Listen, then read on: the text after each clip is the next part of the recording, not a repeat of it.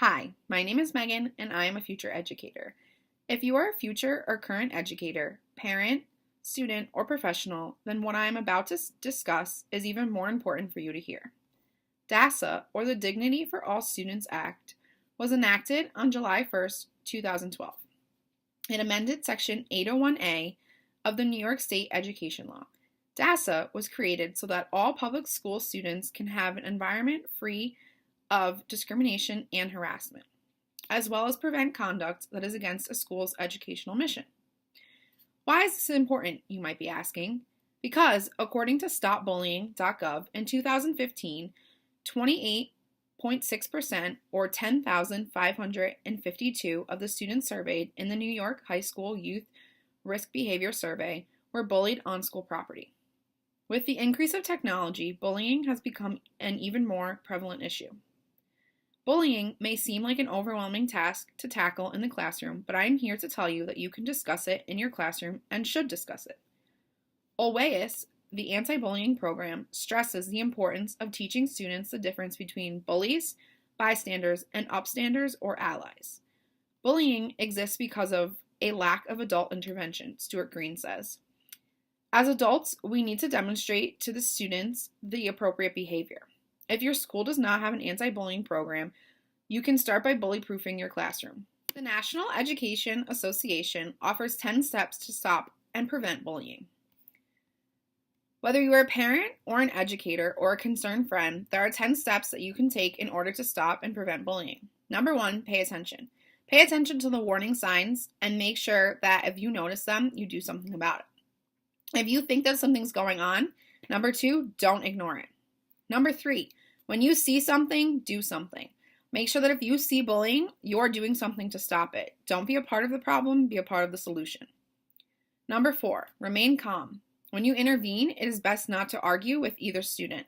You want to make sure that you're separating the students and making sure that everyone is safe and no one needs any immediate medical attention. Number 5, deal with students individually. Don't group students together. You should be talking to students one-on-one. Number 6, don't make the students involved apologize or shake hands on the spot. Label the behavior as bullying and explain what needs to be done in order to rectify the situation. Number 7, hold bystanders accountable. Bystanders provide bullies with an audience, so you want to make sure that you are telling your students or your children that it's best not to be a bystander, but to be an ally or an upstander. Number 8, listen and don't prejudge. Make sure that when you are listening to what is happening and the students are telling their side of the story, that you're not prejudging what you think has happened. You want a fair listening ear. Number 9, get appropriate professional help. Make sure that you are not giving students advice that is not something you're well aware of. If you need to seek out help, seek out help. Whether you talk to a nurse, a counselor, a school psychologist, a social worker, any other professional in the building. Number 10, become trained to handle bullying situations. According to the New York High School Youth Risk Behavior Survey conducted by the Center for Disease Control, in 2015, 15.7% of students surveyed were bullied online. That is 10,562 students. And frankly, that is 10,562 students too many. How does this relate back to DASA, you might be asking? Well, that's a great question. It relates back to DASA because it's important to understand the effects of bullying in order to understand what you're going to be dealing with. DASA is a very important act for students, but teachers also have to be aware of it. Teachers can be bullies as well, so it's important to be able to identify bullying behavior and to demonstrate to students the proper behavior in the classroom. If teachers are not being bullies, students are learning a better example. Make sure that you are not a bully. Make sure that you're an advocate for your student. So I have a question to ask you.